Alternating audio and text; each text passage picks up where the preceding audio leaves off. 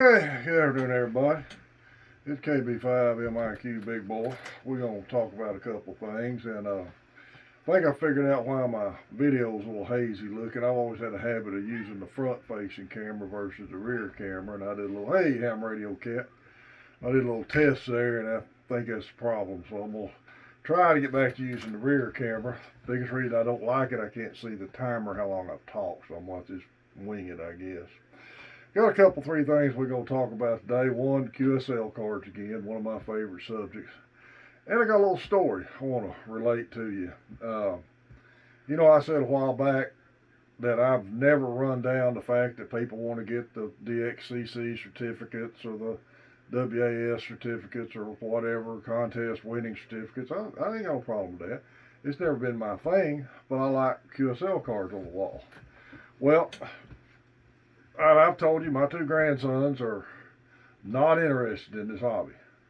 But they like hunting and shooting, and I've been into guns longer than ham radio, so 13 and 11, their age. Well, 11-year-old, we pick them up every Wednesday to take them to children's church at night for their mother.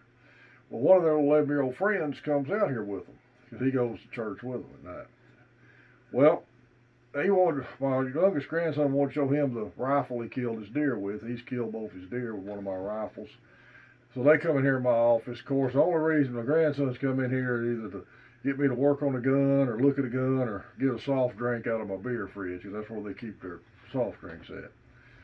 Well, I showed them the rifle, and that little boy that's with him, he turns around, he's looking at my shack here on my desk, and he says, is that an iTalk radio? I said, no, son, it's a ham radio I talk around the world with. Well, where'd you get all them cards from? I said, what are all those? I said, well, those are QSL cards people send me from other countries and states I've worked. Well, that's cool. Well, I got him, he went in there with my grandson, and I tuned up on 10, and there was some DX rolling. So, hey, you want to hear me talk to a foreign station? So I got him in here, and I worked a station in Argentina. Impressed the kids. My point, one of my points I'm trying to make here is, one, you don't find many youth that are interested, so if they're interested, show them the hobby any way you can. Number two, the QSL cards and the radio caught his eye. Now, bear in mind, in my living room, I've got what everybody calls the I Love Me corner. It's got my shadow box and all my plaques I got from the military when I retired and all that stuff, and some pictures of my retirement. And this kid's been out here a dozen times, and he walks by there every time he comes to the door, and he ain't never even noticed that. But he noticed this, and he noticed the cards. So that's one reason I promote QSL cards, and I think it will help attract somebody's attention to this. Now, we got a few social media posts we're going to talk today about, and a couple of them are QSL cards. So here's one. Wondering how others feel about sending money to get QSL cards. I'm not sending any more unless it's one I really need. Did send some money in the past, but never received anything back. Well, I have the same thing happen to me. In fact, I just got a card back I sent off in August to the island of Dominica. Glad I got it. I got several cards out to Portugal, Peru, Mexico, shoot, Ecuador right now that I hope I get back because, like I say, I'm trying to get all Central South America worked. And a guy brought up a good point there, and I hadn't thought about this. He said, don't put call signs on envelopes to overseas stations. He said, because people, it's hard to believe that people will steal mail, but I guess they do. It's more rampant overseas. These people have figured out that if they see a ham radio call sign on an envelope, there may be a couple of bucks in it, and they're stealing it. That may be why I'm not getting some of these back. And that was a mistake I made. So from now on a DX station, I'm going to not going to put any ham radio related call signs, anything on the envelope.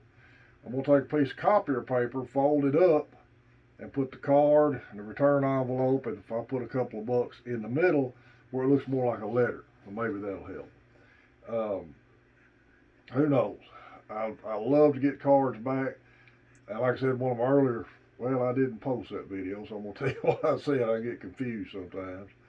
I had a video up about QSL cards on my last one and decided I wanted to change up some stuff on it, and I didn't use it. So, but now crap. Oh, I'll go by the QRZ info, which is good information, but I'm taking it one step further now. If I'm working a DX station and it's kind of like a casual contact, so we talk a few minutes instead of him just taking 5-9 going to the next contact, I'll say, hey, I want to send you a card. I'm going to send you one. And they'll tell me right then if they need any postage or don't need any postage or whatever, but they know I'm sending them a card. And now hopefully that'll help. So that's just one thing to think about. Now, the ones that kind of aggravate me is the stateside cards. Uh, I've got 3 states out. I've sent 2 cards to each state that I need all 3 cards from my last 3 states. And I ain't got any of them back yet. Now, when I send a stateside card, I put a self-addressed stamped return envelope in there with it. So really all you got to do is just stick your card in there. So I don't want to say I'm getting angry about it, but it's a little aggravating when you don't get a card back from the States when it's real easy to do if you've gone to that much trouble. Now, I worked KV5SIX the other day, and his site said no SASE needed, so I didn't send him one. And I've had a couple others like that. We don't need a self-addressed stamped envelope. You just send me a card. Well, that's great. Now, my policy on cards now, and while I've done this for a while, if I need the state, I will send you a self-addressed return envelope. If I work a subscriber, I'm going to send you a card. And I don't put a return envelope in it because I don't expect one back. I'm sending you a card to thank you for listening to me. If I work a fairly new tech, I'm going to send him a card, welcome him to the hobby. And I don't expect a return on that. Don't mind sending them a bit. Overseas cards, I'm going to start not putting any ham radio related call sign on the envelope and putting a paper in there to kind of hide things. Maybe that'll help. Anyway, let's look at a couple other subjects here. This guy is talking about receiving a shortwave listing card. I never have got one of those, but I know another ham around here that did, and a lot of the Russian stations will do that. There's a lot of Russian shortwave listers, and he was wondering about, do you send them a card back? And most people said yes, I'd send them one back. This is a Russian station, R3A 1021. Sent a call to this guy's call sign that he heard him, and that's a good way to know how you propagate. So yeah, if I ever get one of them, yeah, I'll send them a card back. All right. Here is a $64 question, and I got to give a shout out to one of my listeners for his answer. This guy asked, what's a good radio to start with? Well, you haven't said what band you want to start with or anything like that, and you're just asked the Ford versus Chevy question. And somebody had already used a starter radio statement on him. One of my listeners, in fact, I think he won one of my contests, Terry Myers, said there's no such thing as a starter radio. It's a matter of what you can afford, and that's a simple answer, and that's true. I cannot stand the term starter radio with a new ham for the simple reason it's expensive to get on HF. I'll admit, it is. And you take a guy, say he's bought a 718 or even an 891, they're brand new $600 to $700 radios. And some ham goes, oh, well, that's a good starter radio, but you'll need to upgrade this to this pretty quick. That would turn me off from the hobby. I ain't never had that kind of money to spend on this hobby. And like I mentioned in one of my earlier videos, when I bought my first HF rig, I had to sell a gun to be able to get it. So, and this is really only my second everyday using rig right now is this 897. Now, I bought another 701 the other day, last year, just to play with, but I've really only owned my second HF rig since I got into this hobby. There's no such thing as a starter radio. Some radios may have more features than others. It all depends on your budget, the band you're wanting to operate in, and your level of knowledge. So go from there, do your research, and make the choice based on what you can afford and what's best for you. There's one more subject here that's kind of interesting, and it's kind of on the same deal. I know equipment comes with a price, but holy crap, trying to set up my first HF station, the cost of an auto tuner is crazy. Okay. I'll be the first to admit I use a tuner. There's nothing wrong with them.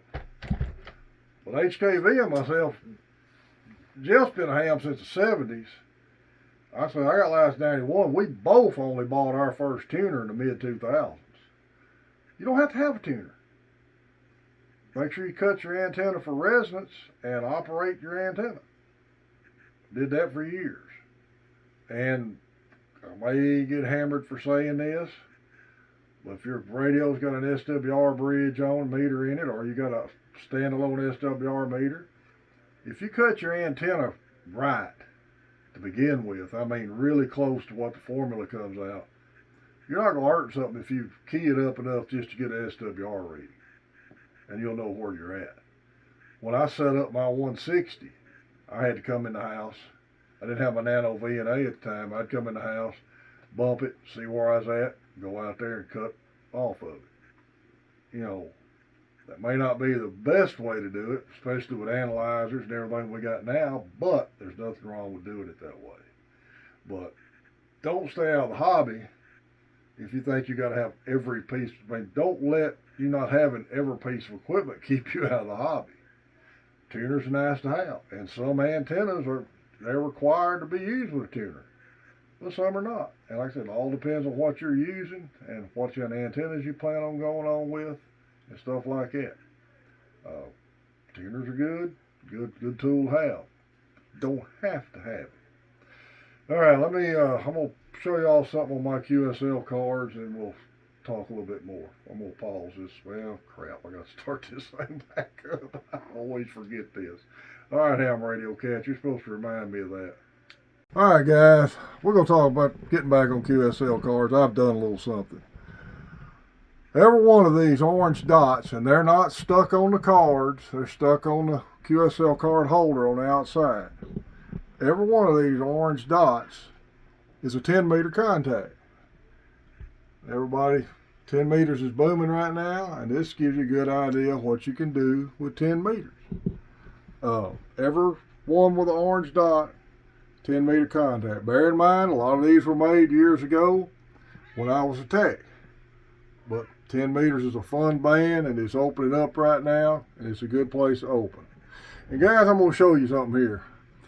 Don't let the fact that you may not have a fancy QSL card stop you from sending a card. That man right there took the time to make me a card. N8YBA. That's Michigan. I got Michigan confirmed. That meant a lot to me. That card will be up there from now on, even if I get another Michigan card. So don't let that stop you. Make a card up because you're confirming a contract. And they're not expensive to have some made up if you want them. So let me stop this a minute. Hey guys, appreciate everybody who's subscribed to the channel. Depending on what time of day I look at YouTube, I'm either at 762 or 763. It's always changing a little bit, but we got another giveaway coming on here at 800. We get a little closer, we're gonna do it. Appreciate everybody subscribe to the channel. Y'all remember Main Trading Company, Paris, Texas. All your club pages and regular Facebook pages for ham radio, lots of good information there. Again, I'm going to have some pictures put on the end of this. I'll have the 10-meter roundtable schedule, Farmersville sidewalk schedule, a couple other things. And me and old ham radio cat will always be the last picture you see. And if you got an upcoming club event, send me a picture of it or a notice about it, and I'll be glad to put it on here. This is KB5MIQ Big Boy 73. All right, there we go.